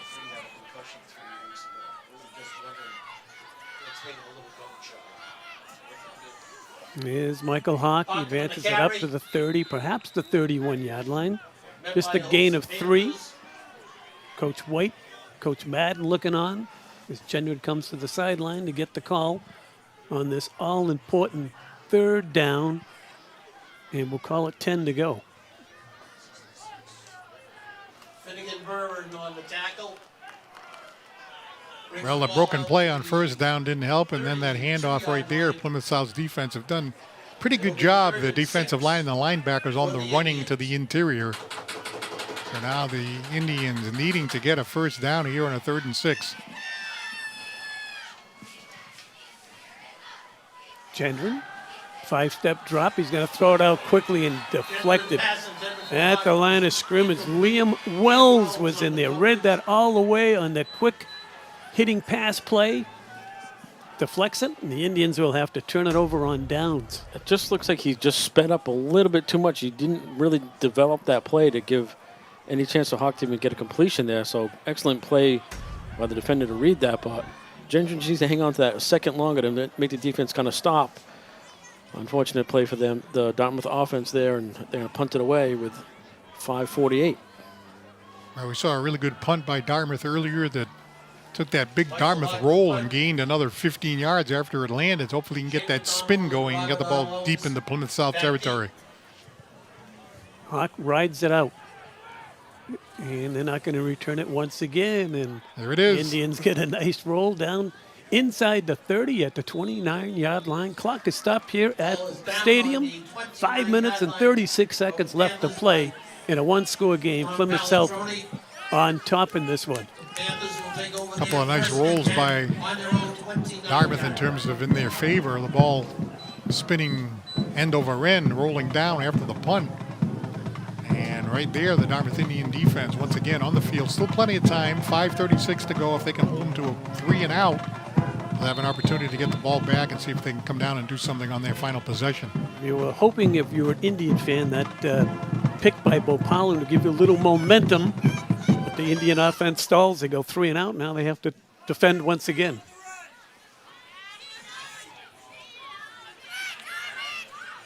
Arnold on the And carry. they give it to Arnold, and he smashes his way out for 3 yards. I would just give it to him the rest of the game. I'm sure he can pick up 10 yards every 3 times he touches it. I was just thinking the same thing. Every time he's got the ball in the second half, he's gotten 4 or 5 yards every first down. It's like they hand it off to him and gives him, kind of opens the playbook. But that was the first time Dartmouth kind of stopped him, and it's still 2nd and 6. Take some time off the clock, too. We approach the 5-minute mark. We'll be live here from the stadium Thanksgiving morning, 10 o'clock start. Join me, Paul, and Andrew for all the action. Cablecast by Dartmouth Community Media. Hope we see you Thanksgiving morning, everyone in the town of Dartmouth, and you find folks over in Fairhaven. You just run it right up the gut. No yardage there on 2nd down, and the Indian defense holds. And now Plymouth South, Paul, looking at a 3rd and 7. Do they put it in the air or just keep it on the ground? All right, that's the gamble. The last time they tried that little play action, and he threw it down the field, and you ended up with a Parlin interception. Seems like the Dartmouth defense there kind of expected that. You know, they're figuring they're going to run the ball up the middle. They've had some success. So the Dartmouth defenders, the defensive line, the linebackers kind of expecting the interior run. But as you said, do you do what's expected, or do you try something different and throw for the first down with 4:12 on the clock? Well, DeRocha looks him over. Got Franchette in motion. And it's play action. Throws and completes it out to the 45-yard line. It's a gain of 11 and a first down. Well, that's what we talked about, a gutsy call there by Plymouth South. Rolling the quarterback out, looking downfield, making the pass, and getting the first down by putting the ball in the air. It's just a very disciplined offense. They don't make a lot of mistakes. There's not a lot of penalties. And that play just kind of developed for him, and he's just patient, and it kind of just wrote it out. And I'm sure the coach said it was not there. Just run it, you know. And it's you're not putting any offense in any danger there. And right, he's wide open for a first down and keeps the clock rolling. And Dartmouth is up against it right now. Yeah, as he was rolling out, I was thinking the same thing. He could actually run right there. DeRocha just looking Looks very at the clock, taking his time. Time is on his side. And they run a first down, and it's fumbled in the backfield by their star, Max Arnold, of all people. But Max quickly jumped on it, lost 4 on the play, and now they're looking at 2nd down and about 14 to go, and a timeout called by Dartmouth.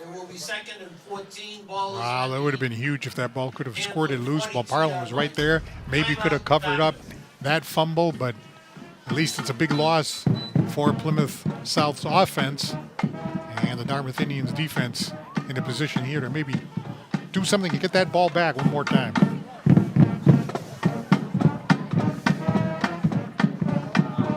Like about a 2nd and 13. I'm so cold that You're looking at me to say something in my. It's not my- even that bad. When you're, I am a Florida resident Yeah, now. that's right. So No, yeah, so anything over 35 is like, anything, I'm telling you, at Yeah. 58, I got a hooded sweatshirt. yeah. My neighbor's looking at me, what's wrong with you? Yeah. And Sue says, we don't have enough time. Well, up here, right, if you're in single digits, that's cold. Anything 35, 40, 45, that's easy. Enough of that conversation. Second and long here for Plymouth South. 14 for the Panthers. And they run play action this time once again.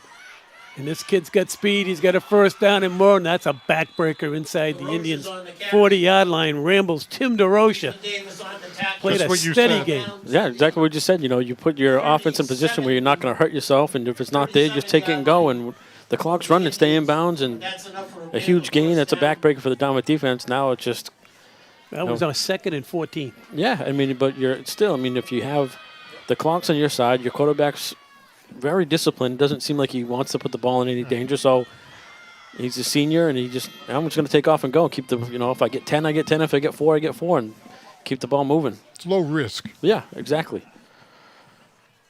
Continues to let that clock wind down before calling the play.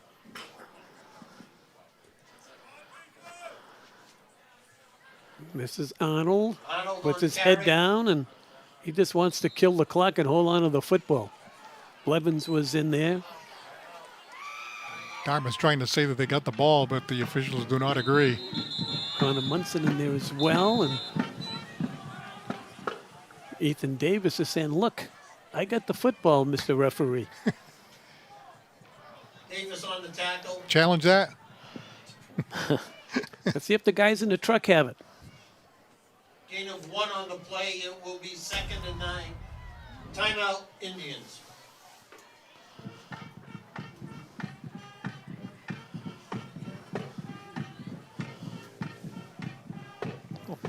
Looked like he was on his way down, but again, if the referees blew the whistle, what are you going to say if you're Coach White?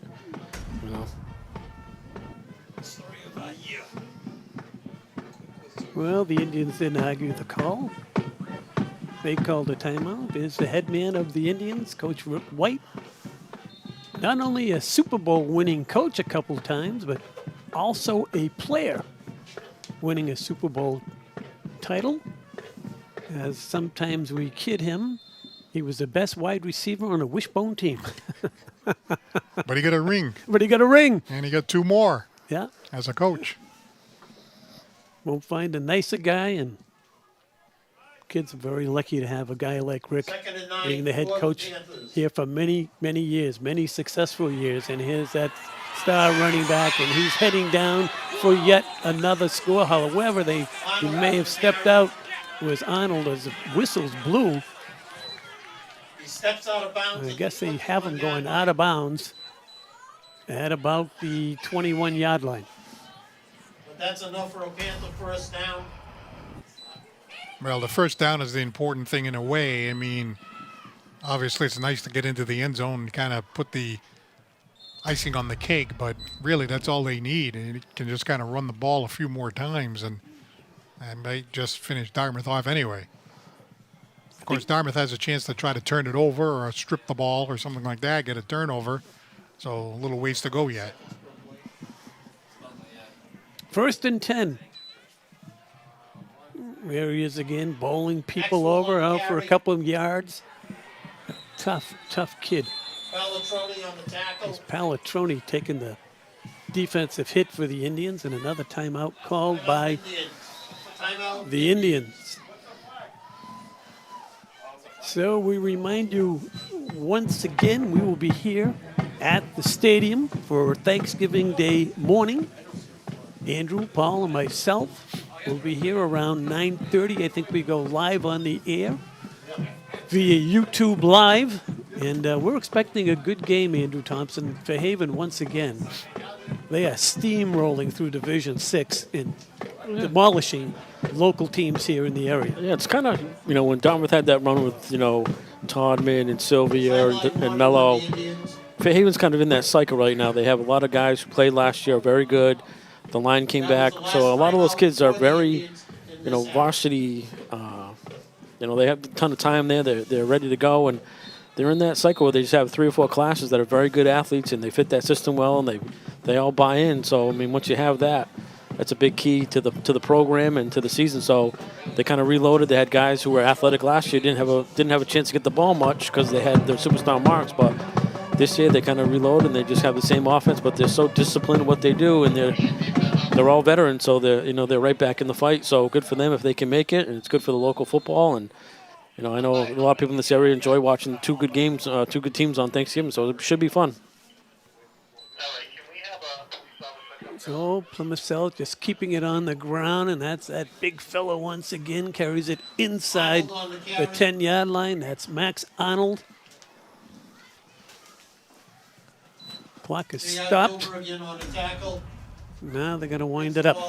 Inside the 10-yard line. Had to move the chains. It will be first and goal First and goal here for Plymouth South. for Plymouth South. Andy, what's the location on that? Next to the DCTV truck. And we have an injured Indian. Looks like he's cramped up down there at the 5. We're getting back to Fairhaven, Paul Santos. They have, I'm going to guess, 6 out of the top 10 scorers in Southeastern Mass football. Yeah, that's really a big asset for Coach Almeida, as you said, doing a terrific job over there. And, Andrew was talking about the athletes over there, not only athletes, but now experienced, having appeared in a number of Super Bowls over and over again. That kind of success, success breeds success. And as he said, they're in that cycle, and it's going to be a challenge for Dartmouth on Thanksgiving Day this year. And the game is here in Dartmouth. We'll have it for you live starting at 10 a.m. as Plymouth South now showing respect to the Indians. They'll go in victory formation and just run the clock down, as you see in your screen. Coming up to 1 minute left in the game, and we hope you folks at home have enjoyed it. Paul, it's been a terrific game to watch. Some long scoring plays. It's been kind of fun. Yeah, back and forth. It's Plymouth South getting on the board first with a 51-yard touchdown pass from DeRocha to Werner to make it 7-0. Then there was a 2-yard touchdown run by Aldridge to make it 14-0 Plymouth. Dartmouth came back, a pass from Gendron to Alfonso from 16 yards out to make it 14-7. And then in the fourth quarter here, we had back-to-back touchdowns. Plymouth made it 21-7 on a Tim DeRocha to Shane McDonald's 62-yard touchdown pass, but about 60 yards of it was the receiver running the ball. And then Gendron to Chase Alfonso from 54 yards out to cut it to 21-14. Dartmouth almost coming back to take it, but not quite, as Plymouth South hangs on for the victory. Well, Andrew, it was a great game to broadcast. As Paul just mentioned, the scoring drives, but a lot of action. Just good, solid play, but the Indians just couldn't get over the hump in this one. Every time they had a chance, they just couldn't advance the football at certain times of the game where they needed to. Plymouth South, on the other hand, as you said, multiple offensive formations. Fun team to watch. Good quarterback play from Plymouth South. Yeah, very good high school football game. Was fun to watch. It's good that Dartmouth plays up a division. It gets them ready for a good Fairhaven team down the road. Just, they got to work on the offense, got to get things going. people need to, be disciplined in the next couple of weeks and, get to practice and do what they got to do. It's tough to keep everybody involved. And, you have a couple of weeks, you have 10 days off or so before Thanksgiving. So, the seniors want to go out as winners, and it's a big game for them no matter who plays for Fairhaven or not. So it's most of these kids' last time on a football field. So the next 10 days will be important to them, and, hopefully Dartmouth will come out and, show some progress on offense. Your final thoughts? Yeah, it was an exciting game, back and forth it went. A couple of big interceptions, one by Beauparlin, but just not enough. Much more exciting game than we thought it was going to be after Plymouth South got that 14-0 lead. But Dartmouth fought back, came up just a little bit short. But good entertainment here tonight from Dartmouth Memorial Stadium. Well, we thank you, people on YouTube, for watching live. It was a great game to be part of. Dartmouth on the losing end in this one as Coach White addresses his team. The final here from the stadium, Plymouth South High School 21, Dartmouth High School 14. For my broadcast partners, Andrew Thompson and Paul Santos, I'm Jim Thompson. Until Thanksgiving morning, so long, everybody.